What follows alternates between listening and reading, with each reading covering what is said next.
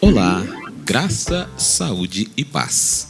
Eu sou Donizete Silva, o Zete. É da essência da democracia que os poderes interfiram uns nos outros. Com você, política e cidadania.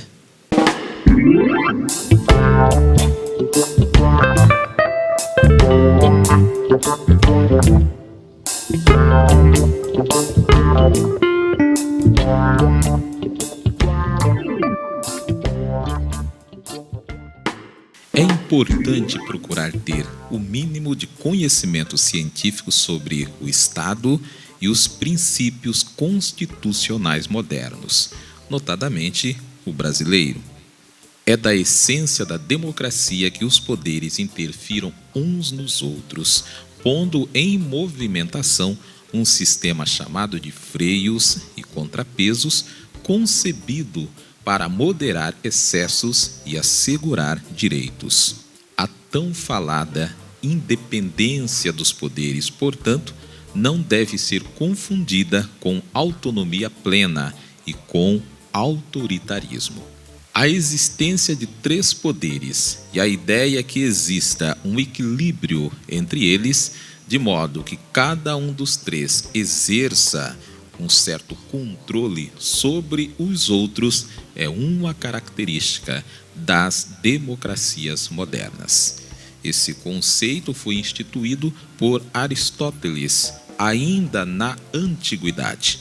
Foi aplicado pela primeira vez na Inglaterra em 1653 e formulado definitivamente por Montesquieu na obra O Espírito das Leis, publicada em 1748, que trata da relação que as leis devem ter com a constituição de cada governo, com os costumes, com o clima, com a religião, com o comércio, dentre outras coisas.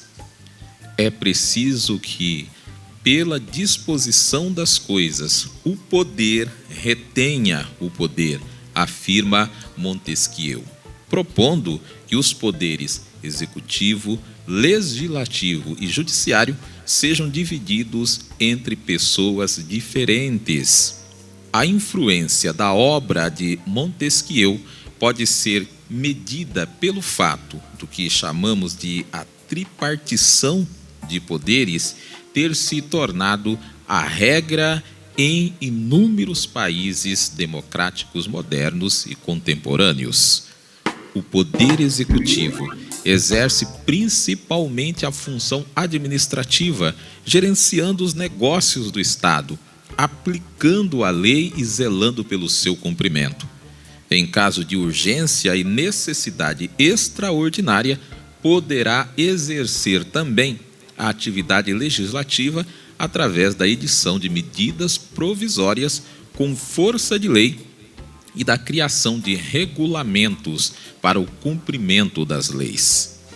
No entanto, desde o fim da ditadura, em 1985, os chefes do executivo abusam das medidas provisórias para fazer leis de seus interesses, desrespeitando o princípio constitucional. Fazer leis é a função básica do poder legislativo, o Congresso Nacional, composto pelo Senado e pela Câmara dos Deputados. O Congresso fiscaliza as contas do Executivo por meio de tribunais de contas, que são seus órgãos auxiliares, bem como investiga autoridades públicas por meio das comissões parlamentares de inquéritos, as CPIs.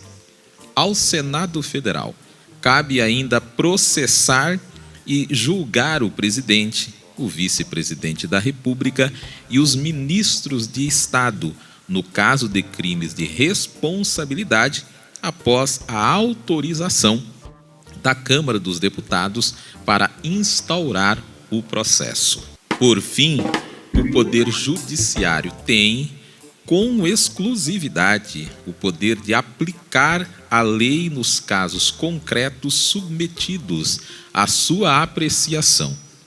Sendo assim, aos juízes cabe garantir o livre e pleno debate da questão que opõe duas ou mais partes numa disputa cuja natureza pode variar, ser familiar, comercial, criminal, constitucional, por exemplo, permitindo que todos os que serão afetados pela decisão da Justiça exponham suas razões e argumentos.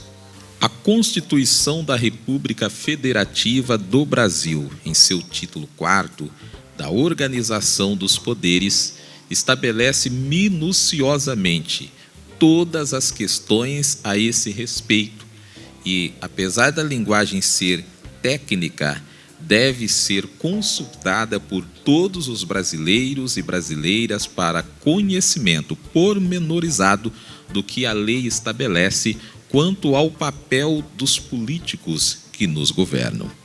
Obrigado pela audiência, boa noite, graça, saúde e paz.